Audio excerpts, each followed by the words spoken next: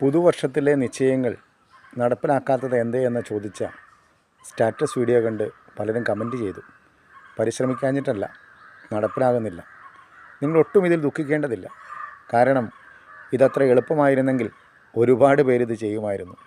വ്യത്യസ്തമായി ചിന്തിക്കുകയും വ്യത്യസ്തമായി പ്രവർത്തിക്കാൻ നിങ്ങൾ ആഗ്രഹിക്കുകയും ചെയ്യുന്നു എന്നുള്ളതുകൊണ്ടാണ് പരാജയത്തിൻ്റെ ഒരു ചെറിയ കണിക നിങ്ങളെ തേടിയെത്തുന്നത്. പെർഫെക്ഷൻ, പൂർണ്ണത എന്ന് പറയുന്നത് നമുക്ക് നേടിയെടുക്കാൻ അത്ര എളുപ്പമല്ല. പക്ഷേ ആ പൂർണ്ണതയിലേക്ക് ലക്ഷ്യം വെച്ചാൽ നമുക്ക് എക്സലൻ്റായി മാറാൻ കഴിയും എന്നുള്ളതാണ് വലിയ നേട്ടം. പരാജയം ഒരു പ്രശ്നമല്ലെന്നേ, വീഴ്ചകളൊരു പ്രശ്നമല്ലെന്നേ.